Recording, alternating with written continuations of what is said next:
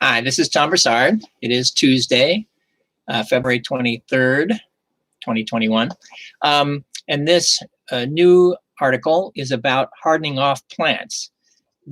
Withdrawing help isn't the same as not helping. This was always an interesting metaphor because as I got better, I was exposed, obviously, to lots and lots of groups of people like me and our family and friends. And I was beginning to understand the challenge that it really is with people like us who cannot speak well at the time, and those that are helping us get better, family, friends, and of course the therapist. But I was beginning to see the dynamics of how all this would work going forward. And I watched it happening around me. And as I got better and started to work on helping other people with stroke and aphasia, I attempted to create some metaphors. They just sort of happened, but some metaphors that would help us get better. And of course, part of that was the hardening off process as a metaphor for how we help plants get better, as it were, to withstand the stress that comes before they can get out into the real world, as it were. And I use that as a metaphor about all of us, how we can get the help we need. But as it turns out, with an appropriate amount of help. Not helping doesn't help. Too much help doesn't help. You really have to be in the zone, as it were. And I ended up in a conversation with several people with stroke and aphasia and their spouses and caregivers. And while we were talking about these kinds of issues for all of us, and again, when we talk about things, we are in the process of talking about things when it's so difficult to say what we want to say. Timing has a huge component of how we can communicate or not. But in this particular case, and of course, patience, we were having that conversation, and I could see that the husband, the one with aphasia, was having a very difficult time, and her wife, was continuing to substitute and give words and explain what was happening, such that the fellow couldn't get a word in edgewise. And I listened to that for quite a while, and finally I had a sort of an experiment, and I said, okay, please don't say anything. I'm going to ask your husband a question. And there were other people around. Just wait, have the patience to wait until he can come up with the words that he wants to say as best he can. So that's what happened. And I asked him that question. And of course, it would take a long time. And it took so long that the spouse just couldn't do it and immediately just jumped back in and started explaining what it was that he was trying to say. And I asked her, I said, okay, I think that for all of us, what we're trying to figure out is how can we do what we're trying to do with people like us when we have to get into this zone where you can't have too much work and you can't do no work. It has to be in between.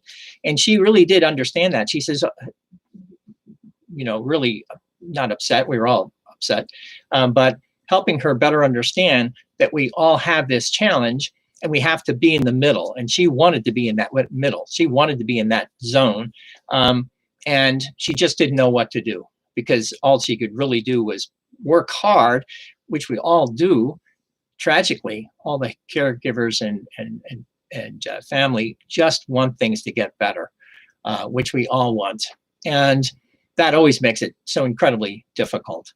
But as I explained it to her, I explained this idea, this metaphor of a psychologist who had described this thing called the approximate development zone, where you really can be in the middle between being too much work or no work in between.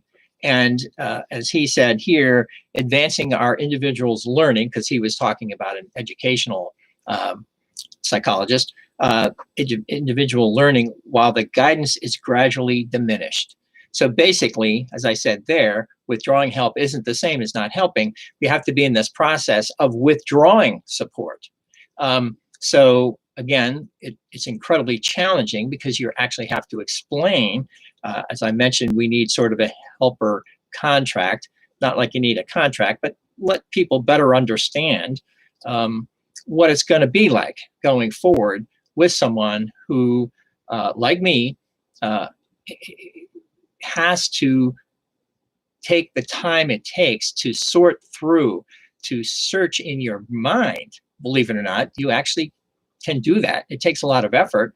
People wonder how that happens, but that's the way the brain works. It is going down all of these highways, surface roads, dirt roads, pathways, finally getting to a component of that word you're trying to get to, but able to get it enough to say it out loud. And that is all how the process works with plasticity. The more stimulation provides more plasticity, which is that capacity to grow additional brain matter, neuromatter. So the more you exert the effort of trying to find those words, it is that effort that actually induces plasticity. It induces more work and the growth of the brain. But it is the effort that makes that happen. So if there's no effort, like if you were to have somebody who says, oh, please don't, I'm going to do it for him because he can't do it, well, then he doesn't have the effort. And if he doesn't have the effort, he's not going to do what he needs to do to, quote, get better. So this is, as I say, it's a tremendous challenge because it's an emotional challenge for sure. But I did appreciate that all of us, there were about 10 people in the room, that everybody appreciated, including her, that she appreciated that that it really, quote, wasn't her problem. It was really understanding, oh, that this is such an interesting, I say interesting, meaning difficult challenge to be able to talk to people, helping them better understand, while at the same time in their own way saying, but I can't do everything for you. I can't do everything for you. Why? Because if I do that, then I now have to now see that you are not going to get better because you need the effort. It is the effort that helps drive plasticity, such that as doing through all of those roads that I explained to you, finally get to that little path and finally getting to say the one utterance that you're looking for and be able to speak it, then it has created more neuromatter, making you see it sooner than just getting to the end of that particular path until you finally get to the surface roads, finally get to the highway, and finally get up to speed so you can have this conversational speed that allows other people to better understand how you're communicating in the first place. So this is a very interesting, difficult, tragic, sad, emotional challenge. On top of all that, it is still incredibly helpful. So we have to do all those things all at the same time, realizing how difficult it is, but also realizing how helpful it is if we actually do those things. And as I say, create this helper contract, get into the zone, and get to that point. As I say here, constructing that zone and providing the appropriate guidance is the challenge. Being aware of the challenge is half the battle. And I think that is fully the case. Just being aware is half the battle, because then both of you, all of us, everybody in that room then realizes, oh, even if I don't have the patience, I now understand that it is better to let a person work on it on their own, because it is that work, it is that effort that makes them, quote, get better. And that is physically, that is the way it works. It is the effort itself that drives the improvement. So this is an interesting thing, and I'm looking forward to everybody seeing this coming out soon, coming out today, about hardening off plants as part of that process of being like Goldilocks, not too hot and not too cold, somewhere in the middle. All right, everybody, nice to see everybody. See you next month, because next month is March and it's going to get warmer, and that'll be lots of fun. So I'm looking forward to seeing everybody, and have a good week. Take care of yourselves and have a good aphasia day, as they say. Take care. Bye-bye.